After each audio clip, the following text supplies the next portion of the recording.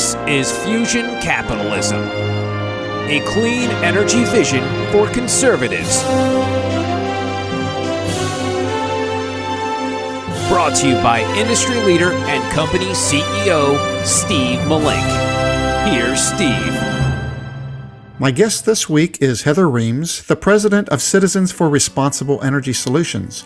Heather has been an advocate for conservative, clean energy, and climate solutions on Capitol Hill. For more than 3 years, Heather has also served as chair of National Clean Energy Week, which brings together industry associations, businesses, nonprofits, and advocates in the clean energy space for activities that influence the discussion around common sense clean energy solutions. Heather, welcome to Fusion Capitalism. Oh, it's terrific to be with you. Thank you for having me. Heather, let's provide some context for folks not familiar with Citizens for Responsible Energy Solutions. I understand it was founded in 2013, but who started it and what was the original vision and purpose?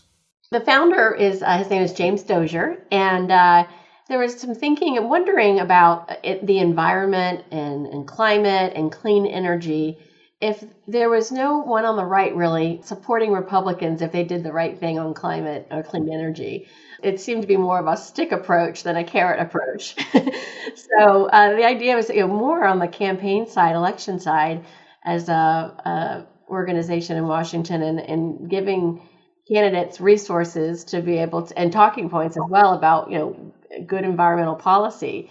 And what we found was when we engaged Republican members of Congress, they were very responsive to climate, clean energy, lowering emissions. So Citizens for Responsible Energy Solutions was born really from that, recognizing there was a void on the right about working with Republicans about what good policy and good politics is with regard to the environment. Okay. And can you provide some detailed examples of the kinds of work your organization has been doing? Absolutely. Well, I think what's interesting, Steve, is over the last couple of years, you've really seen Republicans start to dig in more on climate, acknowledging that humans have a role in contributing to climate change, that the federal government has a role in helping to mitigate climate challenges and lowering emissions. So that alone is work from Citizens for Responsible Energy Solutions. It is really helping create a playing field so that members of Congress, particularly Republicans, can engage in an authentically conservative way. But more specifically and more recently, we were active in supporting the infrastructure package that just is starting to be implemented. In that had a number of provisions that are very good for clean energy development, and expansion of DOE for grants and innovation. So we worked very hard to get that bill passed because of how many pieces of legislation that it would fund that we had worked on previously. So a lot of it ends up being pretty inside baseball. But I think for your listeners, thinking about how Republicans seem to be more open on climate is part of CRESS's work. Mm-hmm. Okay. And CRESS, for the benefit of our audience, is the acronym for Citizens for Responsible Energy Solutions. So Heather, my understanding is CRESS believes it's possible to make eco-friendly business decisions and meet consumer cost expectations. But do you find that to be a difficult sell in DC? It seems like oftentimes those mindsets conflict with one another. That if to be eco-friendly, you can't be cost-effective. Yeah, I think there's a belief that we can do both, and that you don't have to expense economics for the sake of the environment. And in fact, I would contend, at least on the Republican side, that the economic realities, energy independence, and the environment are like the three key legs of the stool, and they don't really exist without one another. So I would say on the left, you would see members of Congress, legislators, wanting to see policies for the sake of the environment and improving the environment and maybe without regard to energy independence or economics. And I see Republicans are not operating that way. They are consistently, time over time, showing that when they're looking at environmental policy, they are balancing energy independence and energy costs, economic value, impact on jobs, with every bill they're looking at. And I think we'll continue to see that moving forward as we see more Republicans starting to engage on climate, and particularly if we're looking, past November into next year in a new Congress. Should Republicans take one or both House chambers, we'd continue to see that. Okay. Well, based on what I'm hearing, I can say that your goals and my goals are perfectly aligned, that we both want to inform conservatives about the great opportunity of clean energy without getting too bogged down in old arguments about climate change.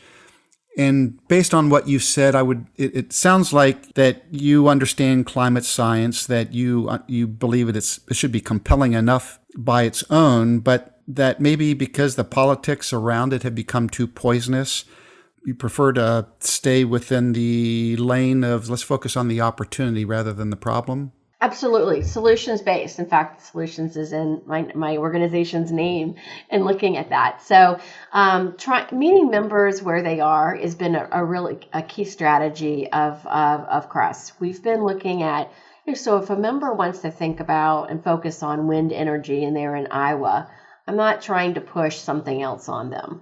And if you're in South Carolina and you think a lot about solar, I'm not talking about particularly wind.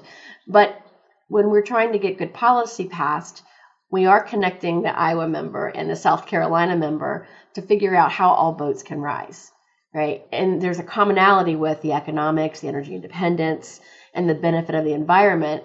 And if you have those three planks and you're checking those boxes, things tend to happen in a more positive direction. So it's been remarkable to watch the transformation of members who recognize just how many jobs clean energy provides, not to mention just the energy security by creating our own homegrown energy here in the United States. And it's clean. It's great for the environment. So it's almost like you want to say it's a no-brainer, but there's quite a bit of work that goes into that. And it's sometimes I look at it as like politics first, policy second. And that's just the political realities right now. Yeah. Last summer, you penned an op-ed with Republican Congressman John Curtis from Utah, explaining the importance of the Conservative Climate Caucus. Can you take us back to that formation of that coalition and what its objectives are? Sure. I am a huge fan of Congressman John Curtis from Utah. And when we met the first time and he saw me speak, he said, we need to be working together, which I was enthusiastic that I had a member of Congress come across the room and tell me he enjoyed hearing my conversations about climate, much less he had an R next to his name. He's a Republican. Yes. So it was exciting. And we stayed in touch with a number of meetings, and he called me one day and said, Heather, I want to start a caucus. And I'm like, oh no, Congressman, caucuses are hard. People sign up for them, and then sometimes they don't do anything, and that's really frustrating. So, are you sure? He was convinced this is what he had to do. So he put together he invited a number of members, senior members from the House of Representatives, many of them ranking members, to Utah and Salt Lake for a meeting to discuss not just a caucus, but how Republicans should engage on climate. I would call it a family discussion. I wasn't in the room for some of the family discussions, but I was in Salt Lake and was able to host an event for the members. And the conversations were stunning. And how many members were really thinking about climate change, we're thinking about clean energy, we're thinking about the balance of how do we improve our economics. From that, we had that meeting, and then it was continuing, there was a lot of momentum. And so by June of last year, the caucus was launched, and it holds regular meetings. In fact, this past November, my organization, along with another, we partnered to create a foundation called the Conservative Climate Foundation. And we took a congressional delegation to the COP in Scotland. So this is the first time there was a Republican delegation Republican-only delegation going over to COP. And we plan to do a larger delegation this year going to Egypt for the COP27. So again, I say like many meeting members where they are, they're members that are coming into the caucus who are freshman members, who are just getting their legs under them. They're just understanding, Washington, much less what's going on in their district, and thinking about this in a more global way. And then there are some who are like water lawyers, really understand the issues in and out, and are trying to plug in their local issues with the national dialogue. But bringing members together who want to solve problems it's actually been incredibly constructive. So I'll eat my words and say caucuses are hard because this one's really working out for a wonderful benefit. And it's focused mostly on education of members, less so on how they're voting, but just the education. And more members are recognizing the value of clean energy and how clean energy can be a wonderful pathway to battling climate change. Mm-hmm. So since you mentioned COP, I have to ask this question. COP is a acronym for Conference of Parties relative to addressing climate change. But, these meetings are, the last one was in Scotland, as you mentioned. Prior to that, I think it was in Spain. Well, in Spain, there was obviously there was the one in Paris that is probably most well known. You just mentioned there's an upcoming one in Egypt. When are we going to have one in the United States of America? That's a great question. The UN is the organizer of the conferences, and they try to move continent to continent and changing year over year, I understand. I'm not familiar with a COP that's actually been in the United States. But that's a great question. And some of it also is to get other countries to go to different countries to see what's going on and see their energy mixes and see how they're tackling climate change. So I know there's some educational pieces of why they rotate. And many times the UN does meet in New York. So maybe they feel like they go to the United States a lot. I see. That makes sense. Okay, Heather, hang on. We have to take a break, but coming up in the conclusion of my conversation with Heather Reams, the president of Citizens for Responsible Energy Solutions, Heather shares why she believes a carbon tax isn't politically viable. There's just not a lot of momentum on the right to embrace a carbon tax. And I think the letters TAX just don't do very well for Republicans in general. Thanks for listening to Fusion Capitalism. To find out more about Steve Malink and his book, go to fusioncapitalism.com. This has been a production of Forbes Books Radio.